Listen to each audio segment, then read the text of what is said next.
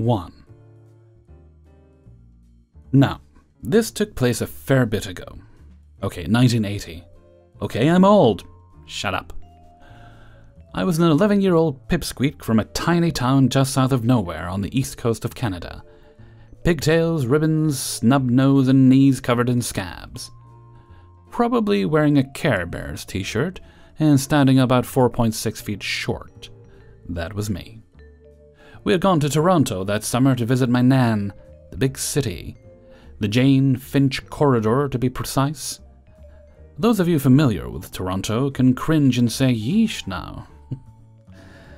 To those unfamiliar, Jane and Finch is quite possibly the most dangerous area of the city, and has been since the early 70s, and my family landed into this garage-lined slice of hell one bright July morning. Seriously, the stench of garbage baking in the 40 centigrade sun is overwhelming. About a week after our arrival, a terrifying encounter with one of the locals left me fearful, and I stuck to my parents like glue. Until the day we went food shopping. The IGA, do they still exist? Was across the street from my nan, so Mum and I walked over. I was immediately excited at all the wonderful different races and languages being spoken all around me. I confess, small-town me probably stared without any shame. I held tight to the cart and started enjoying myself. My moment of bravery came at the checkout. Just ahead of us in line was a tiny elderly Asian couple buying several baskets of delicious-looking peaches. I remember being fascinated by the language they spoke and wondering why they wanted so many peaches.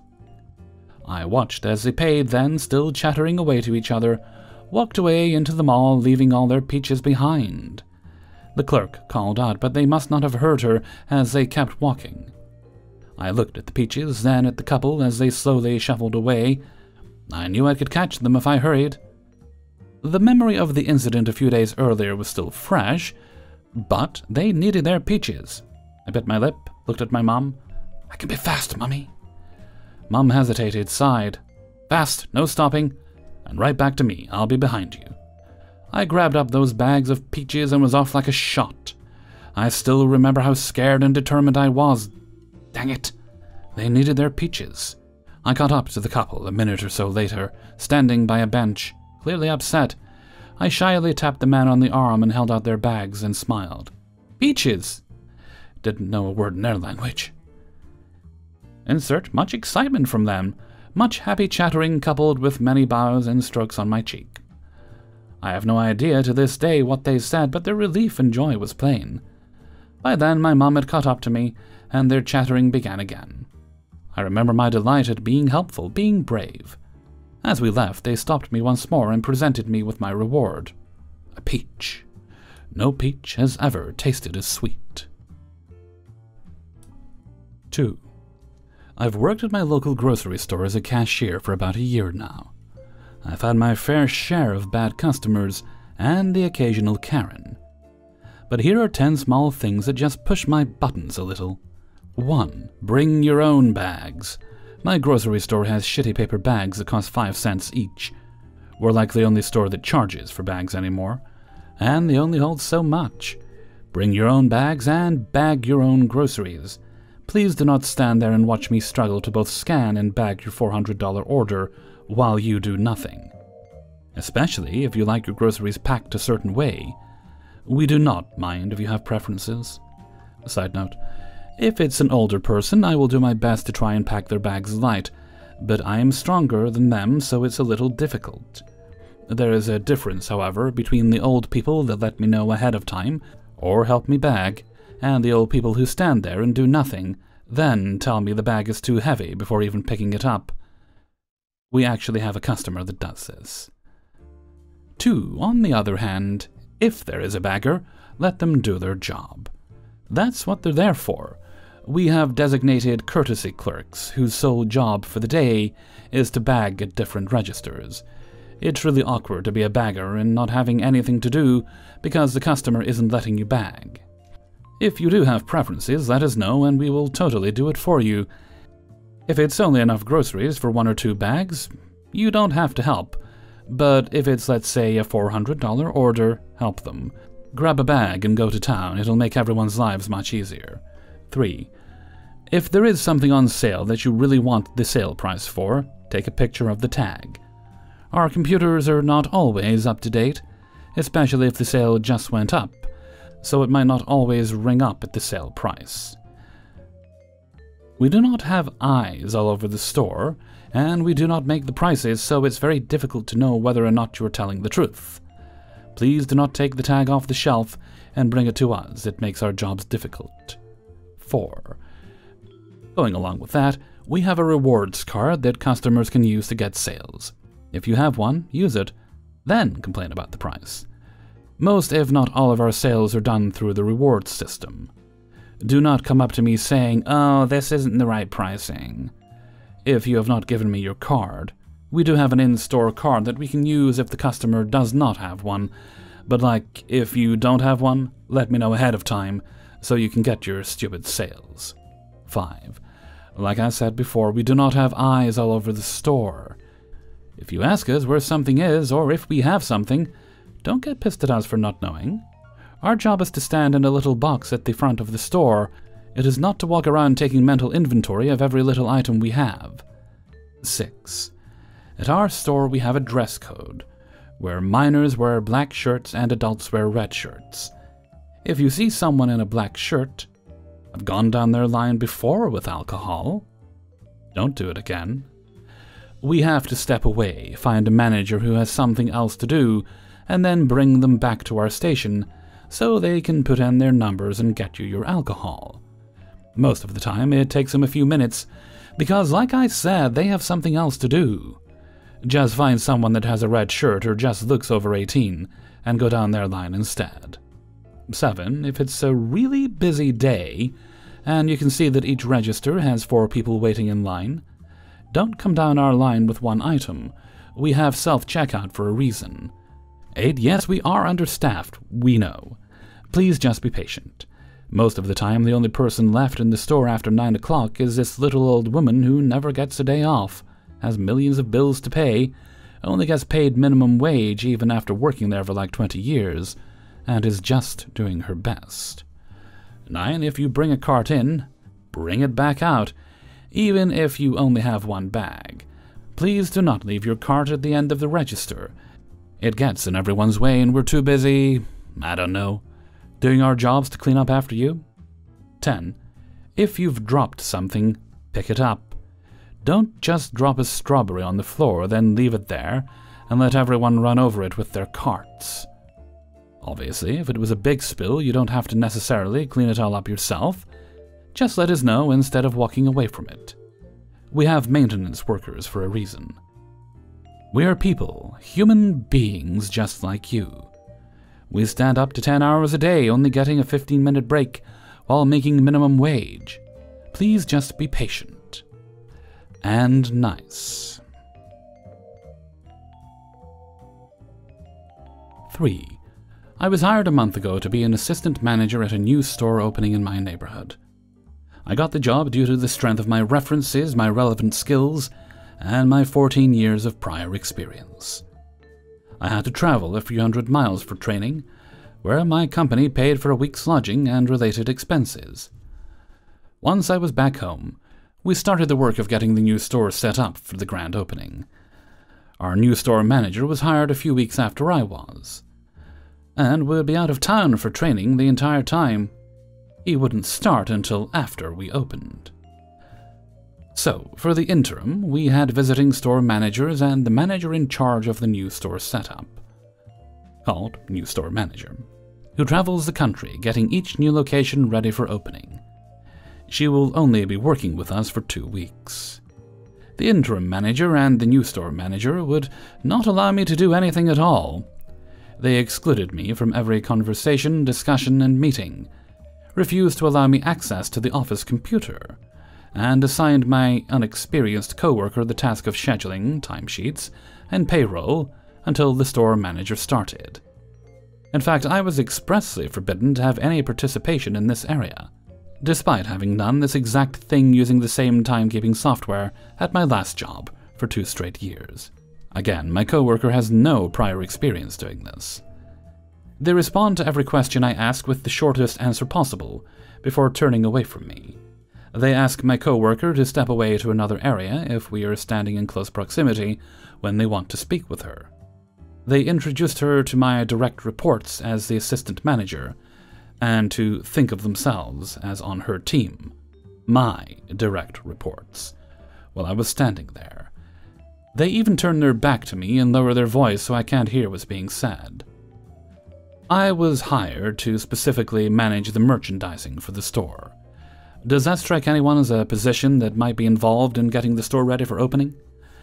Yet the new store manager will only allow me to do the menial tasks she assigns me one by one, while the new hires are told to start setting the new product on our fixtures. I am not allowed to see our store planogram. I am the merchandising manager. I try taking the initiative and start setting a fixture on my own. She bites my head off and tells me to wait to do what she says. Meanwhile, my direct reports are instructed to set the fixtures. I'm told a price stick or something. I am the lead of this store's team. I am the only one not allowed to do anything. The treatment is blatant. Devices are taken out of my hand. We need that. No, these girls need that to do what they're doing. They never bothered setting up my account so I could access the company's internal applications.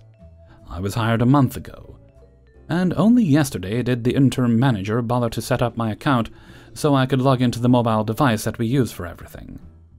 My direct reports have been logging in for days already. As soon as I successfully logged in, the new store manager takes it out of my hands. We need that! Today, finally, I was assigned to actually set a planogram, like actually put the product on the shelves the way the company wants it to be. I was relieved, thinking I had finally earned her trust enough to be allowed to do the job I was hired to do. But just before I started, she warned me that if I didn't follow her instructions this time, she would send me home because I was no use to her. I got my back and left. I texted the regional manager who hired me with a summary of my experience there, told her I would be happy to return as soon as the new store manager wasn't there anymore, gave her the total of my travel expenses that I need reimbursed, and that's the last I've spoken to anyone. I was supposed to be the closing manager tonight, so either the new store manager is working a 16-hour shift, or they're sending the evening team home early. Oh yes, because tonight I would be there alone for 3 hours, the new store manager has locked the office door. My job duties include opening and closing the store. I have the alarm codes. But from the office I could access the store planogram, the store email, etc., as I am required to. But today, for the first time, the office door is locked.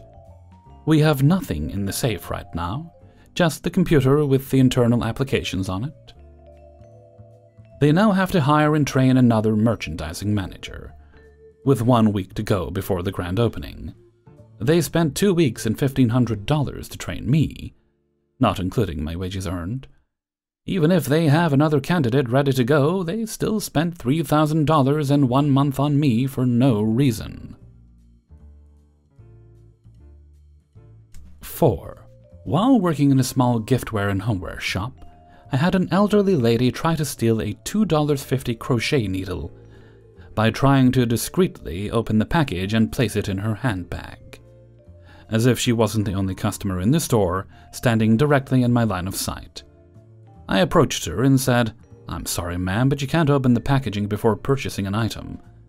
Once it's opened, we can no longer sell it, and we'll lose money." She immediately acted guilty, saying things like, "Oh no, I'm not stealing, no, I'm not opening, I'm looking." I hadn't even accused her of theft at this point, trying to keep the interaction as calm as possible. Even after her own admission to guilt, I didn't feel comfortable outright accusing her, so instead said, "Ma'am, you'll have to pay for the product you just damaged, whether you intend to buy it or not, per our store policy." This sent her into a fit of rage that was shocking and almost incomprehensible for someone her age and size. She was at least in her 60s and almost a head shorter than me. I'm only about 5'5". She began cussing me out, with such nasty language for someone who wasn't the greatest with English. I don't know where she could have even learned such horrible things. She continued back and forth with me, stating she only wanted to open the package to see what the size of the needle was. In between hurling insults at me, I calmly explained to her that the size is written on both the needle, inside of clear packaging, and on the package, plus they are color-coded. I told her that if she was unsure, then she simply could have asked me for assistance. I would have been happy to help. In fact, that's why I started work in retail. I enjoyed being able to help people with their shopping or turn their crappy day around with a cheerful attitude. I was always proud of my positivity and good rapport with our local and repeat customers. I eventually got fed up and told her, "Ma'am, I didn't believe you were stealing. I have no choice now but to believe that you were trying to steal. That's unacceptable, and you must pay for the item you've ruined. My boss will be made aware of this interaction, and I'll be showing her the security footage." After all that, every day of the remaining week she would come into the shop, asking to speak with my boss. My boss had a side hustle as an accountant. Due to this, it was usually only me running the very small shop from 10 a.m. to 6 p.m. every day, as she was busy with clients. Every day that this elderly lady asked to see my boss, I'd explain to her that she only visits the store from 9 a.m. to 10 a.m. to open up, and this is the only available time she could speak to her in person. I even offered to ask my boss about exchanging phone numbers with her if she was so concerned. She never liked or accepted my answer, the only answer I was capable of providing. When I would give her this same answer, she would raise her voice in front of other customers, cussing me out and calling me a bitch or a slut. "I'll be going to hell. I'm disgusting. I should be fired. I don't deserve to work. I'm harassing her." The other insults are definitely uncalled for, but that last one always confused me. It was also my last week on the job there before starting work elsewhere, so finally on my last shift, she shows up as expected. She asks me the same question. I give her the same answer. She once again falls into her tirade of the same, getting old at this point, insults. I'd had enough. I finally raise my voice back at her, cut her off mid-insult and tell her, "You disgust me. You wear a crucifix around your neck, yet you openly commit sin." And boy, did that rile her up. She starts shaking with anger, continuing to cuss me out in both English and Greek, eventually topping it off with a middle finger so close to my face I could smell the garlic on her fingers. Again, I'd had enough, and I said, "You're a filthy sinner, and that cross won't save you. God would never forgive someone as hateful as you." With my middle finger raised, and then launched into repeating everything she'd been saying to me, speaking over the top of her. I must have broken her after dosing her with her own medicine. All she could say to me was, "You're a dirty bitch, you're a bitch, bitch, bitch," and then spat at me. I did my best to remain calm and asked her to leave. She refused and kept calling me a bitch. I finally stepped away from behind the counter and told her if she didn't leave, I would be calling the police. That got her ass into gear. She began walking out saying, "What police? Me don't understand. What I do for police?" Her English suddenly regressing to almost nothing. Oddly convenient. As it was my last day working there, I told her that if I ever saw her face in the store again, I would personally drag her out with my bare hands, and then spat back at her, down at her feet. I walked back inside, closing the shop for what I believe was a well-deserved smoke break. Never in my life have I had such a horribly aggressive interaction with a customer, and most certainly never with someone so old. It genuinely changed my entire perspective on people and society.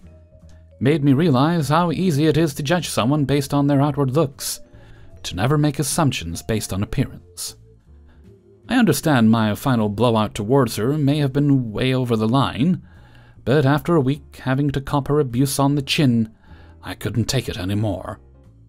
I am also someone who avoids confrontation at all costs, cries when angry. Never prior to this or after have I snapped in anger like that. Maybe she wanted me to react like that, maybe she was sick, mentally declining. I really don't know. But I do know she absolutely pushed me to and beyond my breaking point. Retail really can be hell. 5.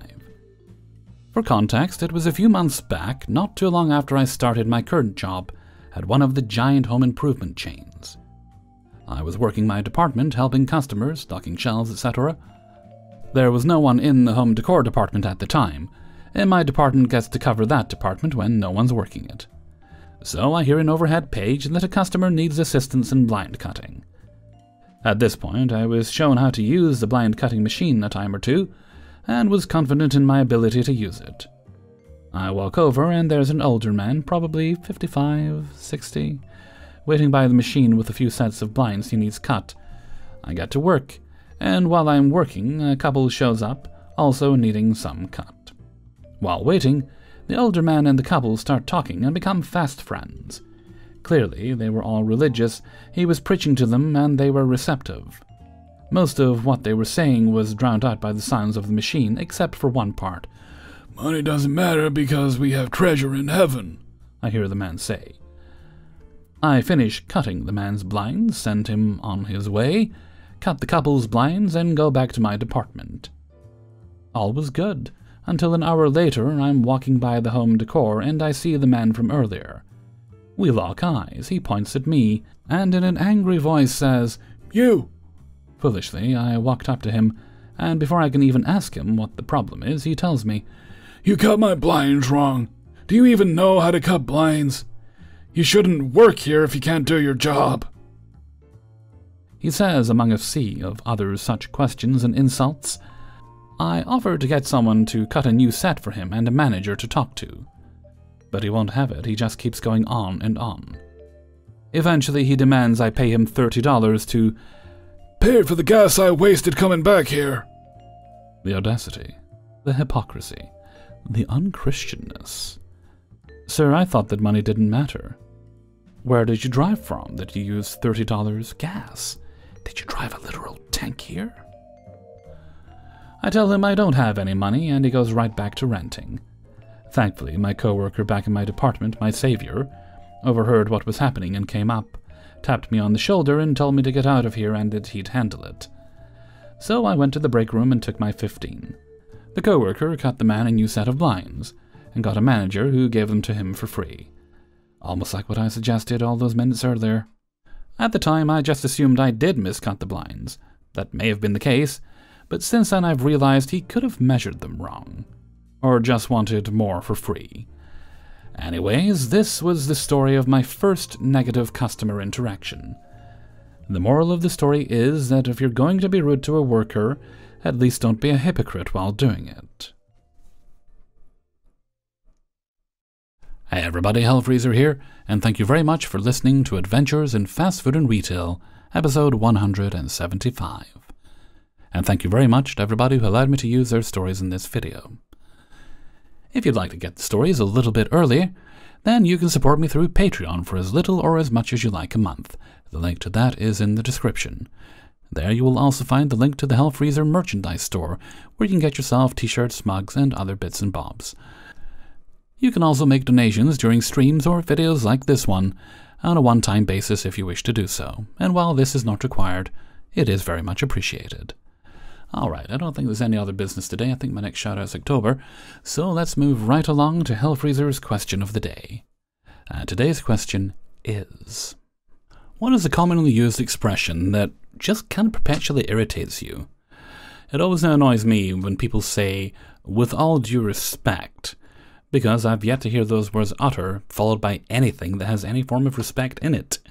There's probably a lot more I could go into there, a lot more pet peeves, but why don't you let me know what you think in a comment below. And with that, I'm going to head off for now. So until next time, thank you very much for listening, and take very good care of yourselves.